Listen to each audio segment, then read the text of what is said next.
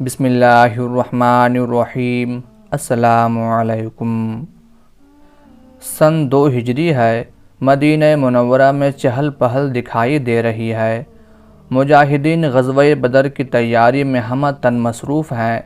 نبی کریم صلی اللہ علیہ وآلہ وسلم اپنی قیادت میں جہاد کے لیے روانہ ہونے والے پہلے لشکر پر طائرانہ نگاہ ڈال رہے ہیں کہ اچانک ایک 13 سالہ لڑکا، جس کے چہرے پر ذہانت، متانت، شرافت اور خودداری کے نقوش نمایاں نظر آ رہے تھے، ہاتھ میں اپنے قد سے بھی لمبی تلوار پکڑے رسول کریم صلی اللہ علیہ وآلہ وسلم کے قریب آیا اور عرض کی، یا رسول اللہ صلی اللہ علیہ وآلہ وسلم، میں آپ پر قربان جاؤں، مجھے اپنے ساتھ لے لیجئے تاکہ میں آپ کے جھنڈے تلے جہاد کی سعادت حاصل کر سکوں۔ رسول کریم صلی اللہ علیہ وآلہ وسلم نے اسے خوشی اور تعجب سے دیکھا اور اس کے کندھے پر محبت و شفقت بھرے انداز میں تھپکی دی، اس کے دل کو خوش کیا اور کم عمری کی بنا پر اسے واپس لوٹا دیا۔ یہ نوعمر لڑکا اپنی تلوار زمین پر گھسیٹتا ہوا غم و اندوہ کی تصویر بنا ہوا واپس لوٹا، کیونکہ وہ پہلے غزوہ میں رسول کریم صلی اللہ علیہ وآلہ وسلم کی رفاقت حاصل کرنے سے محروم ہو گیا تھا۔ اس کے پیچھے اس کی والدہ محترمہ نوار بنت مالک غم و اندوہ سے نڈھال واپس لوٹی، کیونکہ اس کے دل کی یہ تمنا تھی کہ میرا لخت جگر رسول اللہ صلی اللہ علیہ وآلہ وسلم کے جھنڈے تلے مجاہدین کے شانہ بشانہ داد شجاعت دے، اور یہ منظر دیکھ کر آنکھوں کو ٹھنڈک نصیب ہو۔ کاش آج اس کا باپ زندہ ہوتا تو ضرور رسول کریم صلی اللہ علیہ وآلہ وسلم کی قیادت میں اس غزوہ میں شمولیت کی سعادت حاصل کرتا، لیکن جب اس انصاری بچے نے اپنی نوعمری کی بنا پر میدان جہاد میں رسول اقدس صلی اللہ علیہ وآلہ وسلم سے قرب حاصل کرنے میں اپنی ناکامی دیکھی، تو اس کے ذہن رسا میں نبی کریم صلی اللہ علیہ وآلہ وسلم کا تقرب حاصل کرنے کا ایک اور طریقہ آیا، جس کا عمر کے ساتھ کوئی تعلق نہیں تھا، بلکہ اس کا تعلق علم اور قرآن مجید کے حفظ سے تھا۔ جب اس نے اپنی والدہ سے اس کا تذکرہ کیا تو وہ بہت خوش ہوئی اور یہ طریقہ آزمانے کے لیے مستعد و چوکس ہو گئی۔ والدہ محترمہ نے اپنی قوم کے چیدہ افراد سے اپنے لخت جگر کی رائے اور انداز فکر کا تذکرہ کیا تو وہ اسے اپنے ہمراہ رسول کریم صلی اللہ علیہ وآلہ وسلم کی خدمت اقدس میں لے گئے اور عرض کی، یا رسول اللہ صلی اللہ علیہ وآلہ وسلم، ہمارے بیٹے زید بن ثابت کو قرآن مجید کی 17 سورتیں زبانی یاد ہیں، اور یہ اس طرح درست پڑھتا ہے جس طرح آپ کے قلب مبارک پر نازل کی گئی تھیں۔ علاوہ ازیں یہ بڑا ذہین ہے اور لکھنا پڑھنا بڑی اچھی طرح جانتا ہے۔ ان خوبیوں کی وجہ سے وہ آپ کا قرب اور آپ کے دامن سے لپٹنا چاہتا ہے، آپ چاہیں تو اس سے سن لیں۔ رسول کریم صلی اللہ علیہ وآلہ وسلم نے اس ہونہار لڑکے زید بن ثابت رضی اللہ تعالی عنہ سے کچھ سورتیں سنیں تو الفاظ کی عمدہ و درست ادائیگی اور خندہ پیشانی شیریں کلامی سے آپ بہت متاثر ہوئے۔ اس کے ہونٹوں پر قرآنی کلمات اس طرح چمکتے تھے جس طرح آسمان پر تارے چمکتے ہیں۔ اس کی تلاوت اپنے اندر بے پناہ جاذبیت رکھتی تھی۔ تلاوت کا ٹھہراؤ اس کے تر و تازہ حافظے، حسن فہم و فراست پر دلالت کرتا تھا۔ رسول کریم صلی اللہ علیہ وآلہ وسلم اس ہونہار بروے میں خوبیاں دیکھ کر بہت خوش ہوئے، اور آپ کو زیادہ خوشی اس سے ہوئی کہ وہ عربی زبان عمدہ انداز میں لکھنا بھی جانتا ہے۔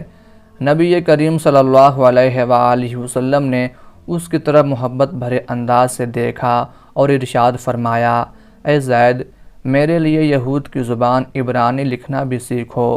مجھے ان پر اعتماد نہیں۔ انہوں نے کہا، حاضر یا رسول اللہ صلی اللہ علیہ وآلہ وسلم۔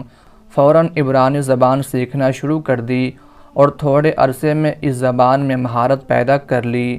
رسول اللہ صلی اللہ علیہ وآلہ وسلم یہود کی طرف کوئی پیغام لکھ کر بھیجنا چاہتے تو جناب زید بن ثابت رضی اللہ تعالی عنہ تحریر کرتے، اور جب وہ کوئی خط بھیجتے تو یہ آپ کو پڑھ کر سناتے،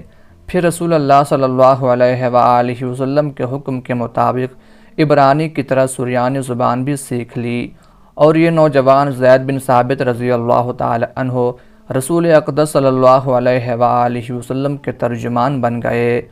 اور اس طرح انہیں آپ صلی اللہ علیہ وآلہ وسلم کا قرب حاصل ہوا۔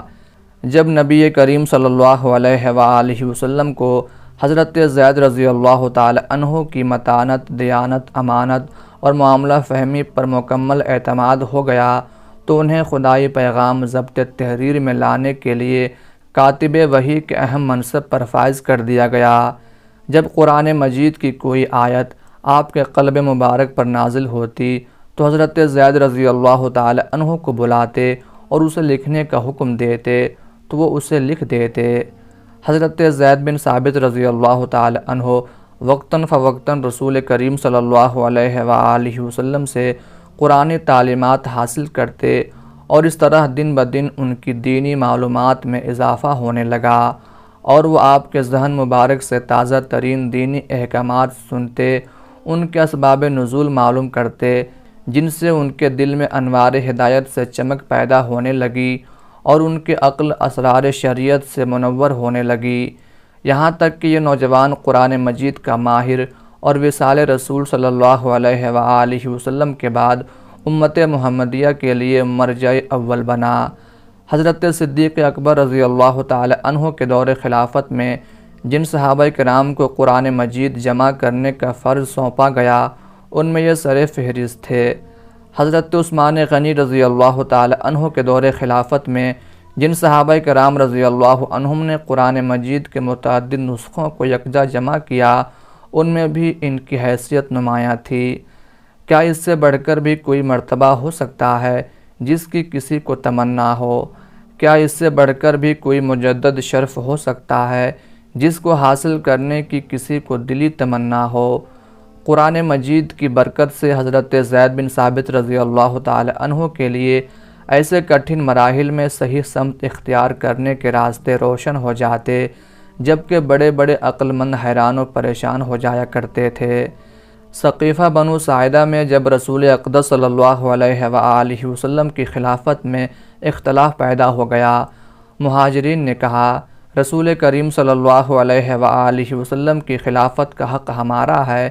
انصار میں سے چند ایک نے کہا خلافت کے حقدار ہم ہیں، اور بعض انصار کہنے لگے کہ ایک خلیفہ ہم میں سے ہو اور ایک مہاجرین میں سے، کیونکہ رسول اقدس صلی اللہ علیہ وآلہ وسلم جب کبھی کسی علاقے میں مہاجرین میں سے اپنا کوئی نمائندہ بنا کر بھیجتے تو اس کے تعاون کے لیے ایک انصاری کو ساتھ ملا دیا کرتے تھے۔ قریب تھا کہ یہ فتنہ سنگین صورت اختیار کر جاتا، حالانکہ اللہ کے نبی صلی اللہ علیہ وآلہ وسلم کفن میں ملبوس ان کے سامنے تھے، ابھی آپ کے جسد اطہر کو دفن نہیں کیا گیا تھا۔ ایسے نازک ترین موقع پر ضروری تھا کہ قرآن مجید کی برکت سے کوئی ایسی اچھوتی حیرت انگیز اور محتاط بات سامنے آئے جس سے یہ فتنہ فوری طور پر دب جائے۔ یہ بات حضرت زید بن ثابت انصاری رضی اللہ تعالی عنہ کی زبان مبارک سے نکلی۔ جب انہوں نے اپنی قوم کی طرف دیکھا تو ارشاد فرمایا، اے خاندان انصار، رسول کریم صلی اللہ علیہ وآلہ وسلم مہاجرین میں سے تھے، آپ کا خلیفہ بھی مہاجر ہوگا۔ ہم جس طرح رسول اللہ صلی اللہ علیہ وآلہ وسلم کے انصار و مددگار تھے، اسی طرح ان کے خلیفہ کے بھی انصار و مددگار ہوں گے۔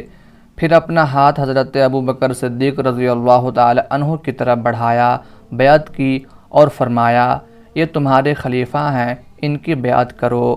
حضرت زید بن ثابت رضی اللہ تعالی عنہ قرآن مجید کی برکت اور طویل زمانے رسول صلی اللہ علیہ وآلہ وسلم کی صحبت کی بنا پر مسلمانوں کے لیے مینار نور اور ان کے ہادی و مرشد بن گئے۔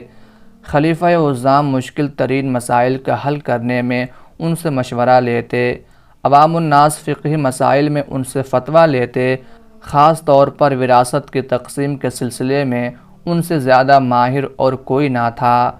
فتح دمشق کے موقع پر خلیفۃ المسلمین حضرت عمر فاروق رضی اللہ تعالی عنہ نے جابیہ نامی بستی میں مجاہدین سے خطاب کرتے ہوئے ارشاد فرمایا، لوگو، جو تم میں سے قرآن مجید کے متعلق معلومات حاصل کرنا چاہے وہ زید بن ثابت رضی اللہ تعالی عنہ کے پاس جائے۔ جو تم میں سے کوئی فقہی مسئلہ پوچھنا چاہے وہ معاذ بن جبل رضی اللہ تعالی عنہ کی طرف رجوع کرے، اور جس کسی کو مال چاہیے وہ میرے پاس آئے، کیونکہ مجھے مسلمانوں کے مال کی نگرانی اور اس کی تقسیم کا اختیار دیا گیا ہے۔ حضرت زید بن ثابت رضی اللہ تعالی عنہ اپنے رب کو پیارے ہوئے تو مسلمان زار و قطار روئے کہ آج علم کا خزانہ مٹی میں دفن ہو جائے گا۔ حضرت ابو ہریرہ رضی اللہ تعالی عنہ نے فرمایا، آج اس امت کا متبحر عالم دنیا سے کوچ کر گیا، کاش اللہ تعالی عبداللہ بن عباس رضی اللہ تعالی عنہ کو اس کا نعم البدل بنا دے۔ ان کی وفات پر شاعر رسول حضرت حسان بن ثابت رضی اللہ تعالی عنہ نے مرثیہ کہا، جس کا ایک شعر یہ ہے: حسان بن ثابت اور اس کے بیٹے پر شعر گوئی ختم، زید بن ثابت پر نکتہ آفرینی و معنی آرائی ختم۔ اللہ تعالیٰ کی ان پر بے شمار رحمتیں نازل ہوں، آمین یا رب العالمین۔